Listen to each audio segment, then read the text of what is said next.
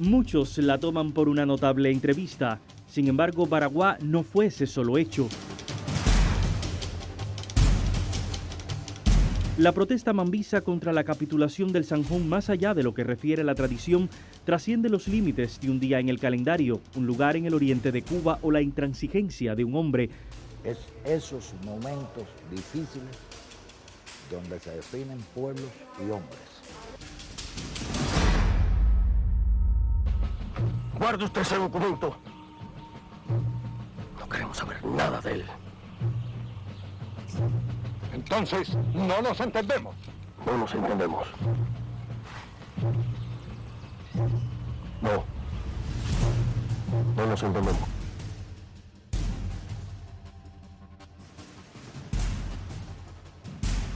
Aún perdiendo la causa justa, pueden sobrevivir gracias a una actitud digna, a una actitud verdaderamente corajuda, a una actitud consciente, como fue la actitud de los protestantes maravillosos. No por casualidad, después del 24 de febrero de 1895, una de las acciones fundamentales a organizar es desde Baraguá la salida hacia la invasión.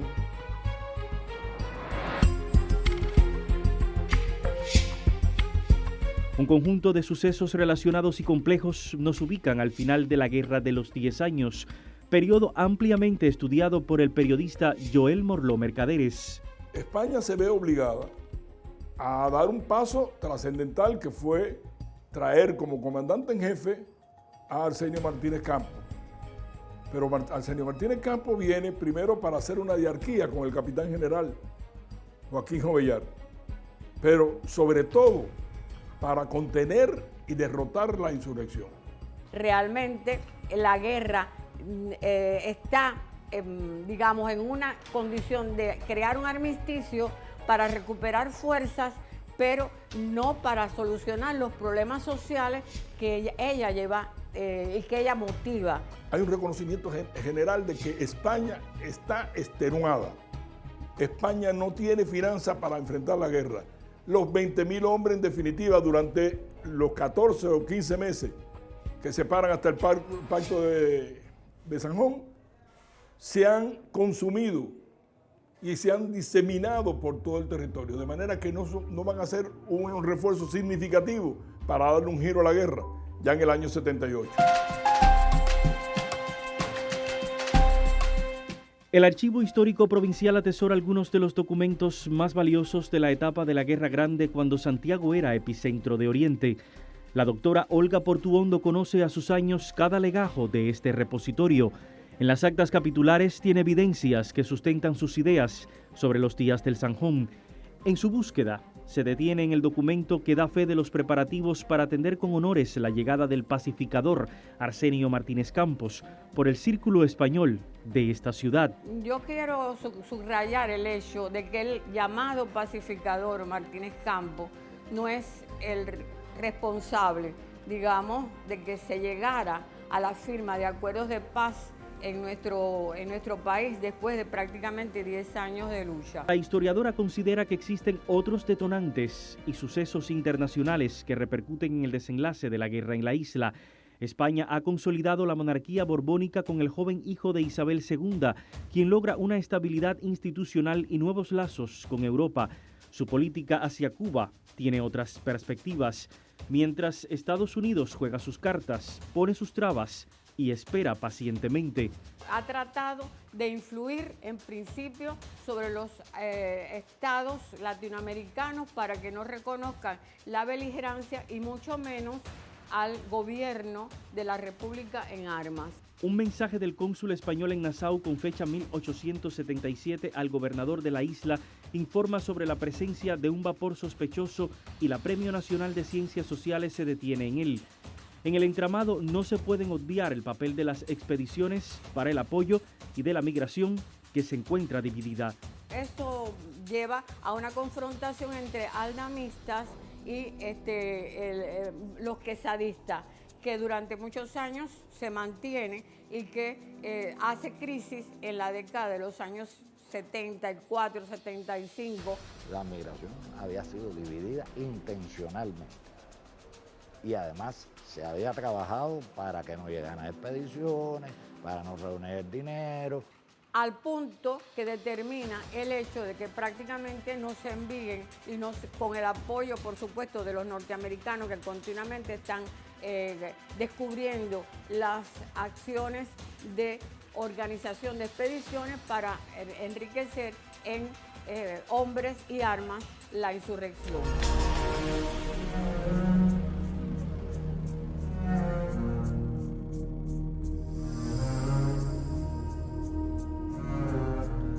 En medio de esos movimientos hay un ejército tanto español como mambí lacerados por 10 años de guerra.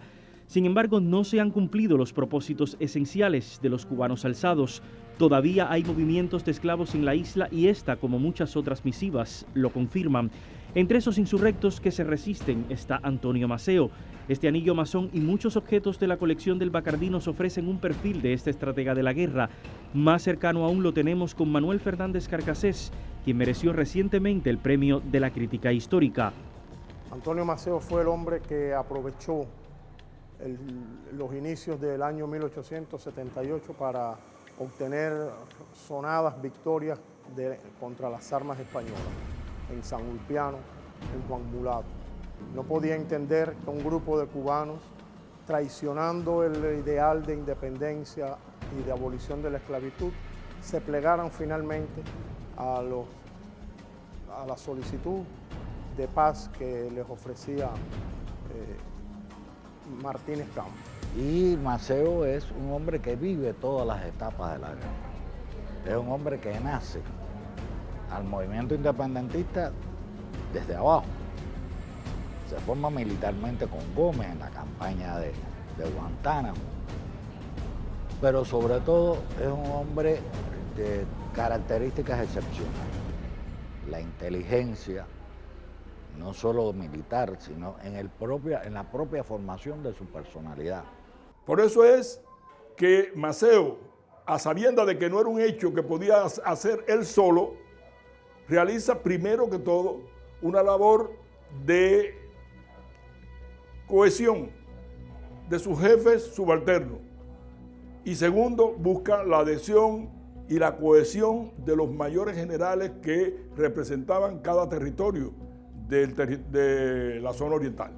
Por eso le escribe a Vicente García, a Manuel Titá Carvalho, a Francisco Javier de Céspedes, a Modesto Díaz y a Luis Figueredo.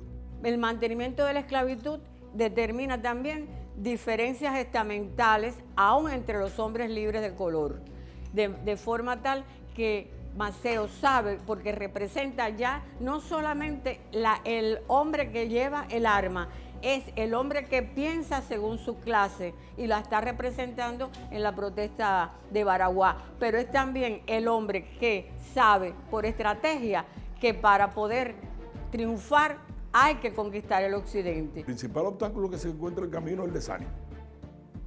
El segundo, la incertidumbre. Y el tercero, el que muchos jefes estaban divididos entre sí.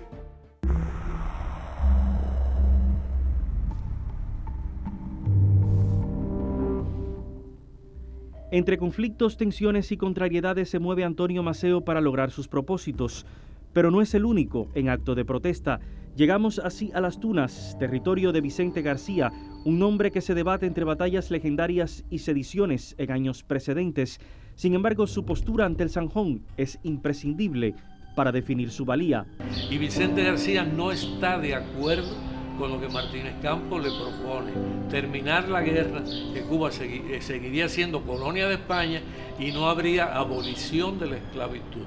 Y en El Chorrillo ocurre la protesta de Vicente García, de la que prácticamente no se habla.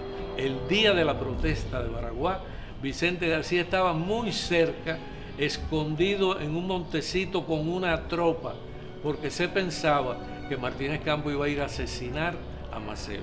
Y si había combate, allí Vicente García también se iba a batir contra los españoles. Vicente García es un patriota extraordinario, que tuvo veleidades, correcto, que tuvo desaciertos, correcto, como lo tuvo Limbano, Y creo que casi todos tuvieron algún que otro desacierto y alguna que otra variedad.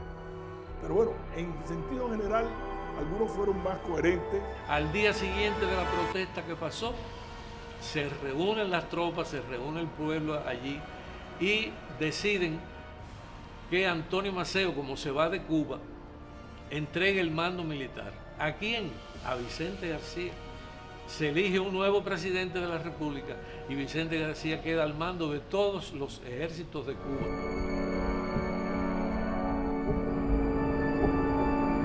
España hace todo por brindar apoyo a las familias de la insurrección. Quieren evitar a toda costa más levantamientos. Aún así, en la mañana del 15 de marzo se realizan entrevistas que definen la posición de algunos cubanos.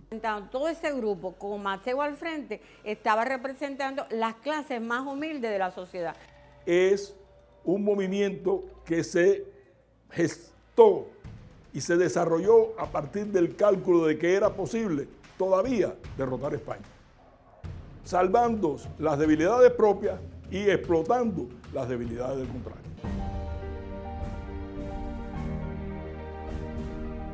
La protesta de Baraguá es la perspectiva para el reinicio de la guerra del 95 y su acción fundamental, que es la expansión, la invasión, que va a dar por resultado, tanto por Maceo como después, finalmente por Máximo Gómez, el triunfo de las fuerzas revolucionarias. O sea, mirando las debilidades propias y las debilidades del enemigo, los cubanos orientales sobre todo, están conscientes de que la guerra se puede continuar. Baraguá significa esencialmente eso. No hemos perdido, seguimos combatiendo y los verdaderos patriotas, los que no han claudicado, están dispuestos a continuar la guerra.